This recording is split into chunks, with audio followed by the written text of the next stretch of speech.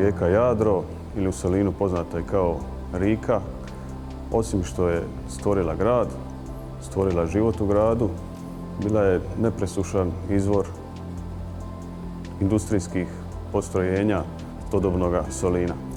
Naime, već od samoga početka Solina, odnosno rimske Salone, solinska rijeka Jadro, koja je u svome kratkom toku od svega nekih 4,5 km, izuzetno bogata vodom, vrlo brzo je ostvarila svoj potencijal.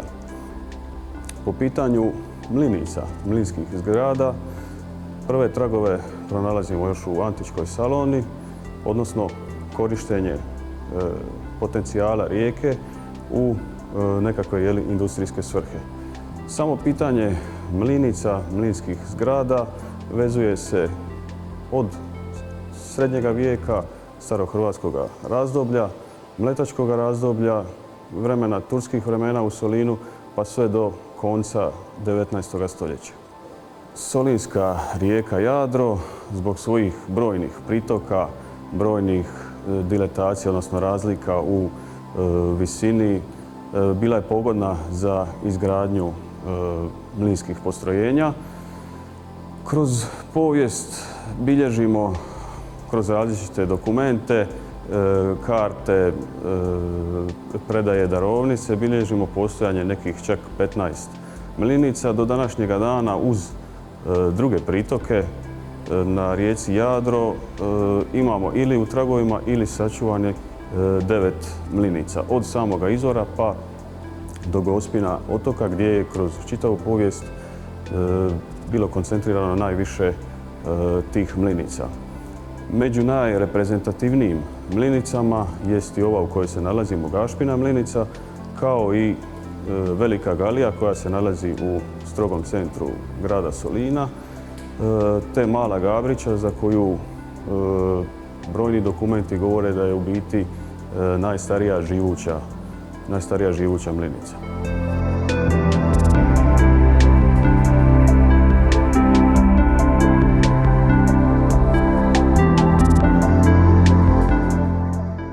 Mlinarstvo kao zasebna industrija u ovom solinskom kraju posebni uzlet dobije sredinom 18. odnosno koncem 18. početkom 19. stoljeća kada se različiti oblici vlasti potiču izgradnju mlinica.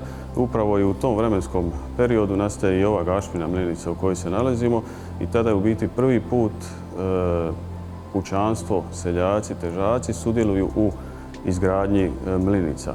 U tom periodu su najvjerojatnije nastale i mlinice na pritocima Jadra, na Ilinom potoku Bobanova i Judinova mlinica i na selu Blaca koji se nalazi iza Kozijaka, također Čerinova mlinica, kao i ove mlinice koje danas postoje na samoj rijeci Jadro. O veličini i važnosti samih zgrada govori i čisto već na prvi pogled njihovo samo postrojenje, broj mlinova, mlinskih kola, ali svakako tu se ističu Gašpina mlinica i Velika Galija koji su u nekim trenucima imale i do 15 mlinova.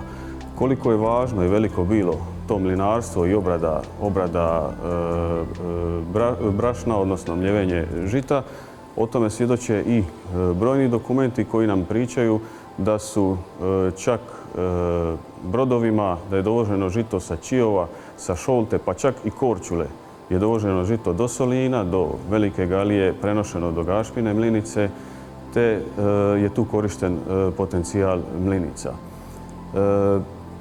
Gašpina mlinica je jedina koja je u ovome obliku kojemu je vidimo sačuvana.